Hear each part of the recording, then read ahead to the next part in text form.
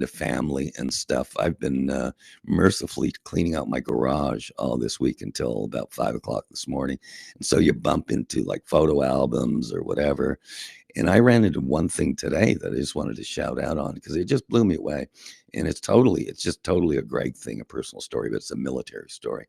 I ran into, as I was going through some photos and files today, I had a cousin in Leicester, England.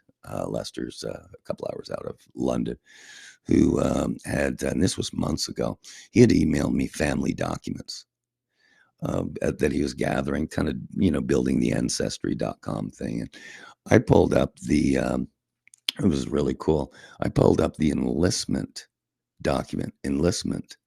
of my grandfather, Sam Meakin.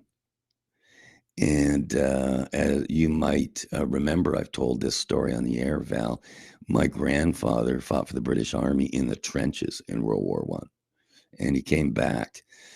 He survived World War One. He came back, and a couple of years later, he died from the effects of German mustard gas.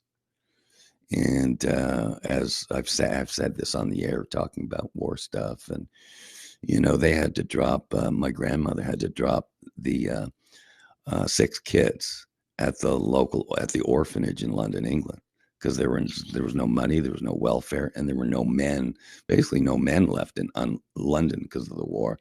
So I pulled up this enlistment document. It was so interesting.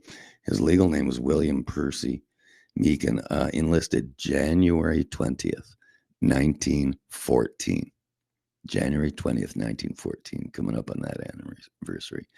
He enlisted with the Royal Berkshire Regiment. Any of our military guys out there, they would have been Royal Berkshire Regiment. They would have been, again, trench guys. I think it was either France or Belgium or whatever.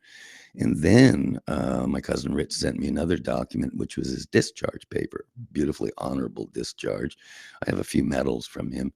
But discharged May 14th, 1920.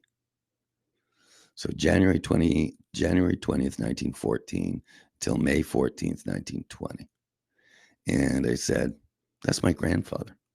Kind of cool. Old yellowed kind of document and stuff. And so if anything, I enjoyed getting on the air because that I only tripped over this morning, but I thought it was really cool as a mention. And again, down the road, you never know where these are going to be shared. We have literally access to hundreds of thousands of military guys out there, Val, as you know, direct access. If anyone knows the Royal Berkshire Regiment from World War One, that'd be a reach out from me to hear any stories or knowledge out there. So